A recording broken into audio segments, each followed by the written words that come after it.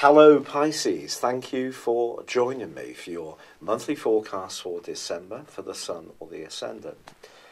Mars is going to be with you all of this month, and Mars is the planet of action, and it's also the planet of initiative and enterprise.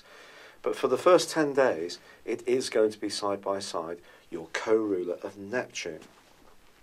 When Mars and Neptune are conjunct, as they are in this situation, Neptune can diminuate some of the drive of Mars. So it's possible that your neat physical vitality may be a little lower because of this aspect. It's also possible, it depends on where you live in the world, but certainly in the northern hemisphere, this would be a sort of coldy, fluey type of influence, bar none. Now, I sincerely hope you don't get it. I've had to have a jab because of the rheumatoid arthritis. But Mars in your own sign is still going to give you a tremendous ability to guide your destiny, especially as it breaks away from Neptune. But on the 7th, when there is a new moon in the sign of Sagittarius, which is all about how you fit into the wider world, I think in the following month, if you are wanting to make a transition from one set of circumstances to a new one, your desire to follow your own goal, lead or ambition may not quite go forwards in the way you expect, but that doesn't mean to say it can't go forwards, because there are going to be sensational possibilities in terms of work, advancement, responsibilities, promotion, but they come a bit later in the month. And the story of this month begins really with Jupiter back in the sign of Sagittarius for the first time in 12 years. The Sun's there as well.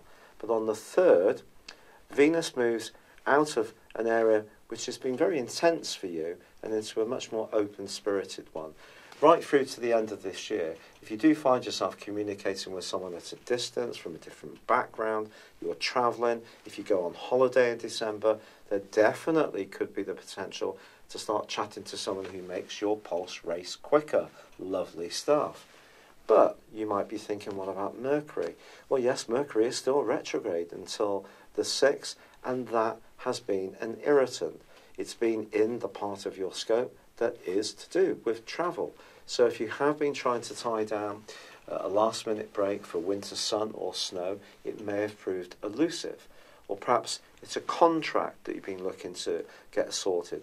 That may not have been going forwards as quickly as you would like. From the 6th, however, things can improve. And from the 13th, when Mercury goes right to the top of your scope, you're being given an opportunity to rethink your career moves. That could be through some retraining. It may be reapplying your skills in a slightly different context. But then Mercury goes on to conjoin with Jupiter from the 17th to the 24th. This is a very lucky influence. So despite the sluggishness which Neptune can cause to Mars in terms of neat individual drive and direction, I think that Jupiter and Mercury are going to come through for you, and some kind of opportunity may be presented to you when you least expect it. Obviously, a lot of people's focus at this time of year is on preparing for the celebrations, but not everyone. The world does have to keep functioning, especially the world of commerce. Jobs need to be staffed, offices run, and so something can break through for you during that period of days, which can prove to be absolutely delightful. Now, on the 17th, Venus comes out of shadow, so gets back to the point where the retrograde first began. The 24th, Mercury, the same thing. So there's a freeing up of energy as you move towards Christmas Day. On Christmas Day itself, it's true, the moon is in a more practical location, in the 6th house actually, which normally asks us to be very careful about what we eat and drink, be very self-disciplined. Are you going to do that? Well, that's entirely up to you. But of course, the moon is only one part of the story. And on the 22nd, the sun moves into a really fabulously social part of your situation. There is a full moon the same day. No, you can't please all of the people all of the time. That needs to be your mantra over Christmas. And that means just being sure that what you are doing pleases you. Now, that's not to say you should be selfish, but balancing that time you spend with friends, having some downtime, partying, family, partner, kids, animals, whatever is going on in your life, it may take a bit of juggling on the back of this full moon. It's not impossible. And as we advance towards the end of this year, Venus goes on to forge a brilliant link with Pluto. You could find yourself having a real big heart-to-heart with someone as the final days of this year occurs, which could give you a lot more insight into a particular scenario. It may bind you very closely together with someone you're romantically involved with. You may become much more conscious of the value of a friend, especially someone who's quite a wise owl, someone who's a good advice giver. Their value to you can become illuminated. But as 2018 ends, so Mercury, right at the top of your scope, forges a brilliant link to Uranus. And your ability to think outside the box, to be innovative, can be terrific in terms of improving your financial fortunes, even in the early part of 2019.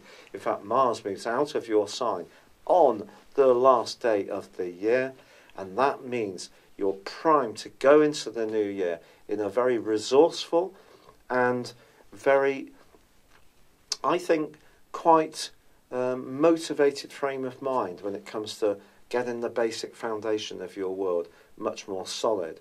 But for this to work, your goals, hopes and aspirations in life need to feel right to you. It can't just be about earning the money. If you earn the money, but it's a kind of an environment you don't really enjoy, or the people aren't very nurturing, or don't share the kind of concerns you do, it won't enrich you. So think about the things that enrich you as you prepare for the new year. You set your intentions, do your New Year's resolutions, but that there's another part of you that's going to be jolly earthy when it comes to how you can execute getting more cash into the pot in the early part of the year. If you'd like to know how this year is going to work out for you, your personal destiny, based on your time, date and place of birth, beyond just your zodiac sign or ascendant, please see the link beneath this video where you can order your personal horoscope forecast. Doesn't matter when you order it, it will give you 12 months from that time. But for now, thank you so much for joining me. I'd love it if you would like or comment on this video. Or if you've yet to do so, please do subscribe to this channel, and wishing you a very happy Christmas and New Year. Thank you. Hello, thank you so much for watching my video. I'd love you to join me at my Horoscope Ace app. You can find this at www.horoscope-ace.com. You can use it through Android, iOS, Apple or Facebook. Check out your ascendant or your moon sign, or download your free birth chart. There's all your favourite videos, plus there are daily, weekly, monthly and yearly horoscopes for general, love, Chinese and Indian astrology. If your passion is tarot, there's my brilliant 3-card money or love tarot readings too. And it's all there at www.horoscope-ace.com. Thank you.